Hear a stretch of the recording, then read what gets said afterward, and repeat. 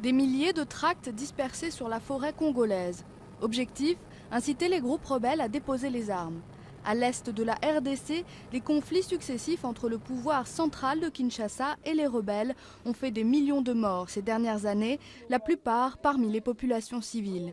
Et si la guerre est officiellement finie, une dizaine de groupes armés sont encore actifs. L'insécurité est toujours là, malgré la présence de la MONUSCO, la mission des Nations Unies chargée de protéger les civils. Quand une femme est victime d'agression et qu'elle va voir la MONUSCO, on se contente juste de lui donner des médicaments. Une force de 19 000 hommes, un budget de plus d'1 milliard par an. La MONUSCO est l'une des plus grandes missions de maintien de la paix dans le monde. Mais dans cette vaste zone, difficile d'être présent partout. Les routes impraticables, les villages isolés et les problèmes de communication compliquent la tâche des soldats. Beaucoup de zones sont complètement coupées du reste. La plupart sont inaccessibles par la route et nous devons patrouiller à pied.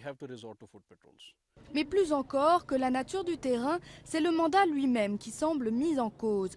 La MONUSCO a pour mission de protéger les populations civiles en cas d'attaque. Mais lorsque des violences ont lieu à plusieurs heures de route d'une base onusienne, il est souvent déjà trop tard pour intervenir, comme nous l'explique ce soldat qui n'a pas souhaité être filmé.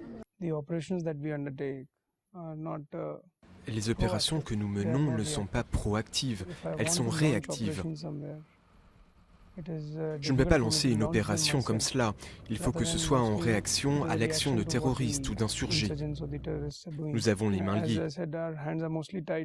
Malgré les critiques, la MONUSCO ne semble pas sur le point de quitter le pays. Et beaucoup s'accordent pour dire que la situation serait pire encore sans sa présence.